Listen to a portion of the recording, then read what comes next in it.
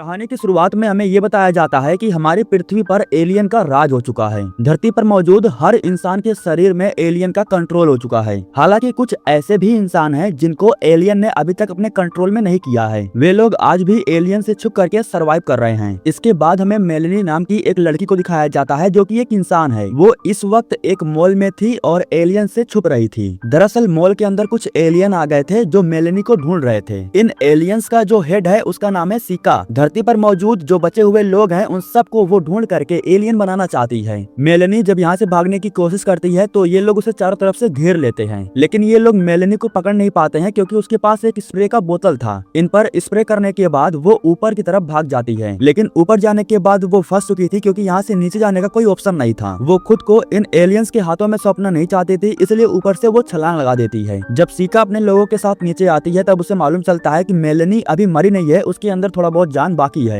वो मेलेनी को लेकर के अपने लैब में जाती है क्योंकि अभी भी उसे एलियन बनाया जा सकता था। ये लोग उस पर किसी प्रकार का स्प्रे करते हैं जिसकी वजह से उसका पूरा चेहरा घाव बिल्कुल ठीक हो जाता है। इसके बाद ये लोग मेलेनी के गले के पास छोटा सा कट लगाते हैं और एक छोटा सा जीव उसके अंदर डाल देते हैं। ये जीव जैसे ही मेलेनी के शरीर के अंदर जाता है तो अचानक से उसकी आंखें चेंज हो जाती है। साफ साफ अगर मैं आपको बताऊं, ये शरीर भले ही मेलेनी का है लेकिन अब उसका शरीर किसी और के कंट्रोल में हो चुका है। एक प्रकार से ये लोग उसे हीलर कहते हैं। उसके हीलर का नाम है वांडा। अब मेलेनी बन चुकी है वांडा। वांडा को सही तरीके से रिकवर होने में कुछ हफ्ते का वक्त लगने वाला था। एक दिन वांडा जब आईने में खुद का चेहरा देख रही थी तभी अचानक से उसके अंदर से मेलेनी की आवाज आती है। वो कहती है कि ऐसा नहीं हो सकता, मैं मर नहीं सकती हूँ, मैं अभी जिंदा हूँ, ये मेरा शरीर है। वांडा जब अपने शरीर के अंदर एक लड़की की आवाज सुनती है तब वो काफी हैरान हो जाती है और मेलेनी से कहती है कि नहीं, ये मेरा शरीर है। यहाँ पर वांडा और मेलेनी इन दोनों को इस बात का एहसास होता है कि शरीर को भले ही एलियन बना दिया जाए लेकिन उस शरीर के अंदर एक इंसान जीवित रहता है। अगले दिन सीका ने वांडा को लैब में बुलाया और उससे कहा कि हम दुनिया को बेहतर बना रहे हैं। अभी भी कुछ बागी हैं जो छुपे हुए हैं, तुम याद करके बताओ कि वो कहाँ पर हैं। या मैं आपको एक बात और क्लियर कर देना चाहता हूँ, जैसे कि ये मेलेनी का शरीर है, इस पर किसी भी एलियन का कंट्रोल हो, वो मेलेनी की यादों को याद कर सकता है और उसके साथ हुए कुछ पल को महसूस भी कर सकता है। जिसका मतलब ये था कि वांडा की मदद से सीका ये जानना चाहती थी कि मेलेनी अब तक कैसे सरवाइव कर रही थी, उसके साथ कौन कौन था और वो कहाँ रहती थी। वांडा अपने दिमाग पर जोर डालती है और मेलेनी की सारी यादों को याद करने लगती है। वो सीका को बताती है कि जब एलियन का हमला हुआ तब मेलेनी अपने डैड अपने भाई के साथ कहीं दूर जा चुकी थी, लेकिन ज्यादा दिनों तक वो छुप नहीं पाए। एलियन ने उन्हें ढूंढ लिया, उसके पिता ने खुद को गन से शूट कर लिया और मेलेनी अपने भाई के साथ यहाँ से कहीं दूर चली गई। इसके आगे वांडा को कुछ भी याद नहीं आ रहा था, जिस पर सीका उससे कहती है कि याद करो, हमें उन बागियों को पकड़ना है। रात के समय में जब वांडा सो रही थी तब उसे मेलेनी की कुछ यादें दिखने लगती है। जब मेलेनी एक दिन फ्रिज में से कुछ निकाल रही थी तभी उसके पीछे एक लड़का आ जाता है जो उसे पकड़ लेता है। जब वो मेलेनी को सामने से देखता है तब उसे मालूम चलता है कि मेलेनी एक इंसान है। वो काफी हैरान हो जाता है और मेलेनी को किस कर लेता है। उस लड़के का नाम था जैरेड और वो मेलेनी से कहता है कि मैं 2 सालों के बाद किसी इंसान को देख रहा हूँ। मेलेनी उससे कहती है कि मुझे यहाँ से जाना होगा, मेरा भाई बहुत भूखा है, वो मेरा इंतजार कर रहा है। इसके बाद वांडा की आंख खुल जाती है और वो एक पेपर पर जैरेड का चेहरा बनाने लगती है। तभी अंदर से मेलेनी उससे कहती है कि तुम ऐसा नहीं कर सकती हो, हम पकड़े जा सकते हैं, प्लीज ऐसा मत करो। लेकिन वांडा उसकी बात नहीं मानती। वो जैरेड का चेहरा बना करके सीका को दे देती है। इसके बाद सीका उससे कहती है कि याद करो आगे मेलेनी के साथ क्या हुआ था। वांडा याद करती है और बताती है कि जैरेड से मुलाकात होने के बाद वो अपने भाई के साथ कहीं दूर चली गई। इसके आगे वांडा कुछ बताती उससे पहले ही मेलेनी उसे रोकने लगती है। वो उससे कहती है कि कुछ मत बताओ। यहाँ पर सीका को इस बात का एहसास हो जाता है कि मेलेनी उसे रोक रही है। वांडा जब एक बार फिर से याद करती है तब उसे इस बार मेलेनी के अंकल दिखाई देते हैं जिनका नाम था जेफ। उन्होंने अभी मेलेनी का बहुत साथ दिया था। मेलेनी जहाँ पर गई थी उस जगह के बारे में भी वांडा को याद आ जाता है। जब वो उस जगह को पेपर पर ड्रॉ करती है तब मेलेनी उसे कहती है कि इस जगह के बारे में सीका को मत बताना वरना बहुत सारे लोग मारे जाएंगे, इस पेपर को फाड़ दो। यहाँ वांडा उसकी बात मानती है और वो पेपर को फाड़ देती है। इसके आगे वो सीका को कुछ भी नहीं बता रही थी, इसलिए वो वांडा से कहती है कि अब इस शरीर में मुझे जाना होगा। जिसका मतलब ये था कि मेलेनी के शरीर से वांडा को निकाल करके सीका खुद उस शरीर के अंदर जाना चाहती थी। अगर सीका इस काम को कर लेती है तो मेलेनी की पूरी सच्चाई उसके सामने आ जाएगी, लेकिन मेलेनी ऐसा नहीं करना चाहती थी। वो वांडा से बात करती है और उससे कहती है कि हमें यहाँ से भागना होगा। ऊपर बालकनी में से वांडा छलांग लगाती है और पानी में आकर गिरती है। इसके बाद वो भागते हुए रोड पर जाती है और एक बूढ़े आदमी से उसकी कार मांगती है। बूढ़ा आदमी इतना अच्छा था कि वो अपनी कार उसे दे भी देता है। इधर सीका जब कमरे में आती है तब उसे मालूम चलता है कि वांडा यहाँ से भाग चुकी है। जब ये लोग उसके कमरे की जांच करते हैं तब सीका को उसके कपड़े कपड़े में कागज का कुछ टुकड़ा मिलता है और ये कागज का टुकड़ा उसी नक्शे का था जिसे वांडा ने ड्रॉ किया था। अगले दिन सिका जब उस नक्शे को सर्च करती है तब उसे पता चल जाता है कि वो लोकेशन कहाँ पर है। अगले दिन सुबह में हमें वांडा को दिखाया जाता है वो कार को ड्राइव करते हुए मेलनी की कुछ यादों को याद कर रही थी। वो देखती है कि मेलनी अपने भाई और जेरेड के साथ एक खुशी जीवन बिता रही थी। वांडा उसी जगह पर जा रही थी जहाँ पर मेलनी अपने लोगों के साथ सरवाइव कर रही थी, लेकिन तभी मेलनी उसे कहती है कि तुम वहाँ पर इस तरह नहीं जा सकती। इतना कहने के बाद वो कार का एक्सीडेंट करवा देती है। मेलनी को पता था कि अगर एक भी सबूत मिल गया तो सिका उसे ढूंढ लेगी, उसके साथ साथ उसके लोग भी खतरे में पड़ सकते हैं। इसलिए वो वांडा से कहती है कि तुम्हें यहाँ से पैदल आगे जाना होगा। वांडा के पास और कोई ऑप्शन नहीं था। मेलनी जिस दिशा में कहती है वांडा उसी दिशा में जाती है। पूरे रेगिस्तान में पैदल चलने की वजह से उसकी हालत काफी खराब हो जाती है। कुछ खाना पानी न मिलने की वजह से वो एक जगह पर बेहोश होकर के गिर जाती है। अच्छी बात ये थी कि पता नहीं कैसे उसके अंकल जिफ उसे ढूंढ लेते हैं और उसे पानी पिलाते हैं। अपनी भतीजी को देखकर जिफ काफी खुश था, लेकिन बाद में जब उसे मालूम चलता है कि अब वो एक एलियन बन चुकी है तो वो थोड़ा नर्वस हो जाता है। उसी वक्त यहाँ पर जिफ के बाकी के लोग भी आ जाते हैं और वो मेलनी को बिल्कुल भी पसंद नहीं करते। हालांकि ये लोग वांडा को मारने की कोशिश भी करते हैं, लेकिन जिफ रोक देता है। जिफ अपने लोगों से कहता है कि भले ही वो एलियन बन चुकी है लेकिन वो मेरी भतीजी है। इतना कहने के बाद जिफ उसे उठाता है, उसकी आंखों पर पट्टी बांधता है और उसे उस जगह पर लेकर के जाता है जहाँ ये सभी लोग रह करके सरवाइव कर रहे थे। यहाँ पर आने के बाद उसकी मुलाकात जेरेड से भी होती है, लेकिन जेरेड उसे देखकर खुश नहीं होता बल्कि उसे थप्पड़ मारता है। दरअसल बात ऐसी थी कि इंसान को बिल्कुल भी एलियंस पर भरोसा नहीं था। उसी वक्त यहाँ पर जेमी आ जाता है जो कि मेलनी का भाई है। वैसे जेमी अपनी बहन को देख करके काफी खुश तो होता है, लेकिन जल्द ही वो भी ये स्वीकार कर लेता है कि उसकी बहन मर चुकी है, उसकी बहन के अंदर एक एलियन जिंदा है। सीन शिफ्ट होता है और हमें सिका को दिखाया जाता है। वो उस जगह को ढूंढ लेती है जिस जगह पर वांडा का एक्सीडेंट हुआ था, लेकिन अच्छी बात ये थी कि इन लोगों को यहाँ पर किसी भी प्रकार का कोई निशान नहीं मिलता, यानी कि इन्हें पता नहीं चलता है कि वांडा किस तरफ गई है। फिर भी सिका अपने लोगों से कहती है कि हमें हर हाल में उसे ढूंढना होगा, वो हमारे लिए खतरा साबित हो सकती है। अगर हमने उसे ढूंढ लिया तो हम बाकी के इंसानों का भी पता लगा लेंगे। इधर हमें वांडा को दिखाया जाता है। जेफ उसे लेकर के बाहर आता है और उसे दिखाता है कि ये लोग यहाँ पर किस तरीके से खेती करते हैं। शीशे का इस्तेमाल करके बड़ी टेक्नोलॉजी के साथ ये लोग अंदर फसल को उगा रहे थे। मेलेनी अपने भाई से बात करना चाहती थी, इसलिए वो उसके पास जाती है और जेफ उसे जाने देता है। जेमी उससे कहता है कि आखिरी बार मैं अपनी बहन के साथ एक मॉल में था। जाने से पहले उसने मुझसे वादा किया कि वो मुझसे मिलने जरूर आएगी। वो मुझे छोड़कर चली गई और वापस नहीं आई। तभी मेलेनी कहती है कि उसे सच्चाई बताओ, उसे बताओ कि मैं तुम्हारे अंदर जिंदा हूँ। जिसके बाद मेलेनी उसे कहती है कि आखिरी बार मैंने तुमसे वादा किया था कि मैं तुमसे मिलने जरूर आऊंगी, इसलिए मैं तुमसे मिलने के लिए आ गई हूँ। इस बात से जेमी को यकीन हो जाता है कि उसकी बहन अभी भी अंदर जिंदा है। जेमी उससे पूछता है कि आखिर उस रात हुआ क्या था। तब वांडा उसे बताती है कि उसने तुम्हें बचाने के लिए अपनी जान दे दी। खैर इसके बाद अगले दिन सुबह में जब सभी लोग मिल करके फसल को काट रहे थे तब वांडा भी इनकी हेल्प करती है। वो इनके साथ मिल करके फसल को काटती है। जेमी का ध्यान भटक जाता है। उसके हाथों में जो औजार था वो उसके पैरों पर लग जाता है, जिसकी वजह से उस जगह से काफी खून भी निकल जाता है। उसका ध्यान इसलिए भटका क्योंकि उसे एक हेलीकॉप्टर का आवाज सुनाई दिया था। दरअसल सिका हेलीकॉप्टर की मदद से पहाड़ों के अंदर इन लोगों को ढूंढ रही थी। ये सभी लोग फौरन मशीन को घुमा करके शीशे को ढक देते हैं, इसलिए सिका इन लोगों को ढूंढ नहीं पाती। इसके बाद ये सभी लोग थोड़ी देर के लिए काम को बंद करके नाश्ता पानी करने लगते हैं। इस बीच हमें दिखाया जाता है कि जेरेड अपने साथ कुछ लोगों को लेकर के बाहर जा रहा था सामान लाने के लिए। रात के समय में ट्रक लेकर के ये लोग मॉल के पास जाते हैं और चोरी चुपके ढेर सारा सामान चुरा लेते हैं। जब ये लोग सामान को ट्रक में रख रहे थे तो उसी वक्त यहाँ पर एक एलियन आ जाता है। वो जेरेड को देखता उससे पहले ही वो घूम करके एलियन पर हमला कर देता है। जब वो बेहोश हो जाता है तब ये लोग उसे उठा करके अपनी ट्रक में रख लेते हैं। ये पूरे 4 लोग थे। इनके पास 2 ट्रक था। एक ट्रक में 2 लोग थे और दूसरे ट्रक में भी 2 लोग थे। दिक्कत तब हो जाती है जब एलियन को इन पर शक हो जाता है। वो एक ट्रक को चारों तरफ से घेर लेते हैं। इस ट्रक में जेरेड नहीं था बल्कि उसके 2 साथी बैठे हुए थे। इन्हें इस बात का एहसास हो जाता है कि एलियन ने चारों तरफ से इन्हें घेर लिया है, ये लोग बच करके नहीं जा सकते। लेकिन ये लोग भी एलियन को अपना शरीर नहीं देते।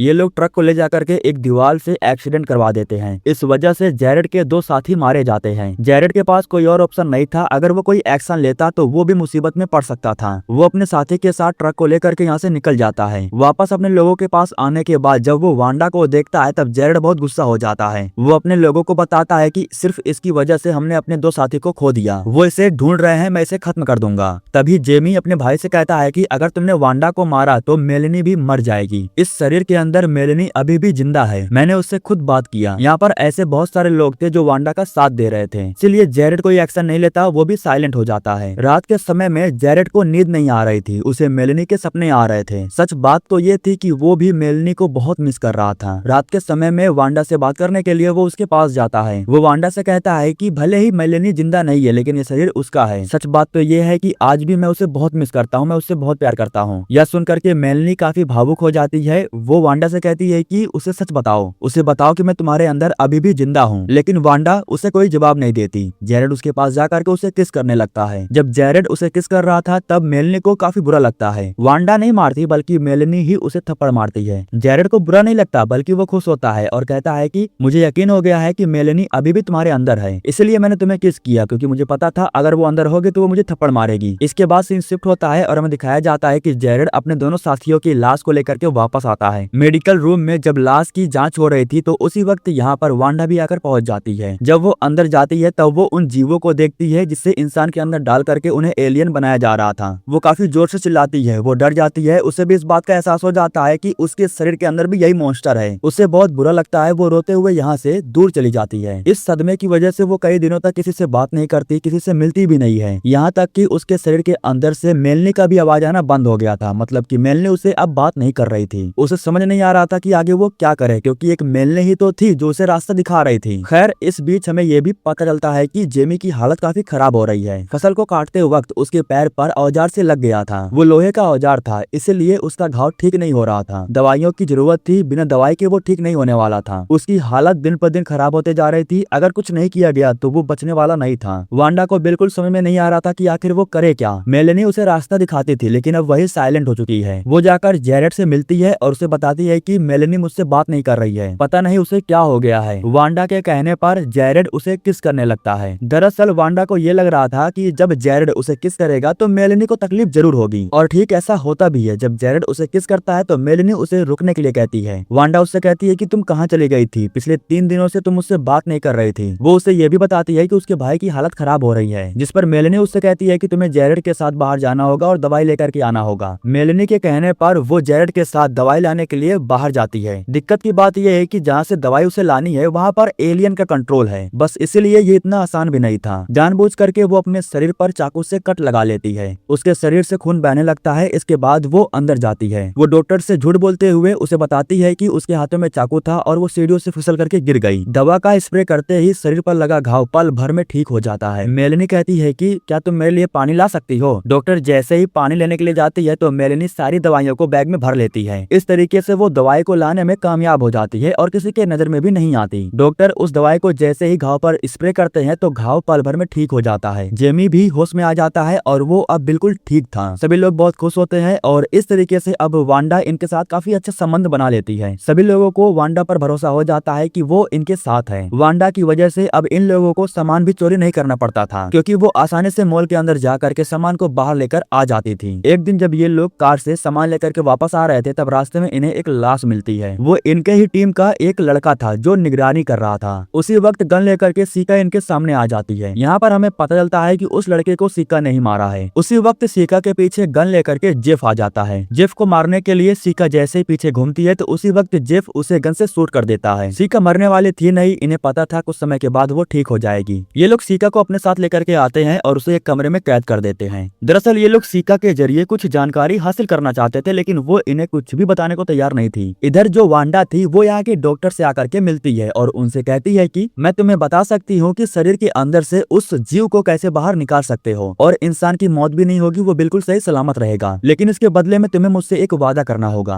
तुम्हें मुझे मारना होगा और मेलेनी को जिंदा करना होगा, क्योंकि मैं किसी के शरीर में जीना नहीं चाहती हूँ। इसके बाद ये एक्सपेरिमेंट सीका के ऊपर किया जाता है। डॉक्टर उसके गर्दन के पास एक छोटा सा कट लगाते हैं। इसके बाद वांडा बड़े ही प्यार से उस जीव को बाहर निकाल लेती है। वो इन्हें बताती है कि अगर इस जीव को शरीर से बाहर निकालना है तो हमें बड़े प्यार से इसे बाहर निकालना होगा। सीका के शरीर से जब वो जीव बाहर निकल जाता है तो वो बिल्कुल ठीक हो जाती है। सीका बहुत खुश थी और वो इन्हें बताती है कि वो काफी समय से अंदर चिल्ला रही थी लेकिन उसकी बात कोई नहीं सुन रहा था। इसके बाद ये लोग उस एलियन को ले जा करके आसमान में छोड़ देते हैं। वादे के मुताबिक अब डॉक्टर वांडा को खत्म करने वाले थे और मेलेनी को जिंदा करने वाले थे। वांडा बहुत रो रही थी, उसे पछतावा हो रहा था। वो जीना तो चाहती थी लेकिन किसी और के शरीर में नहीं। कुछ समय के बाद हमें मालूम चलता है कि वांडा को एक नए शरीर में जिंदा कर दिया गया है। मेलेनी को भी उसका शरीर मिल चुका है। ये लोग वांडा को बताते हैं कि ये शरीर पूरी तरीके से खत्म हो चुका था, इसलिए हमने इस शरीर के अंदर तुम्हें जिंदा किया। इसके बाद ये सभी लोग बाहर जा करके एलियंस को पकड़ते थे, उनके शरीर से जीव को बाहर निकाल करके उन्हें इंसान बनाते थे। इस तरीके से धीरे धीरे अब दुनिया बेहतर होने लगी थी, उनमें बदलाव होने लगा था। और इसी के साथ ये कहानी यहीं पर खत्म हो जाती है।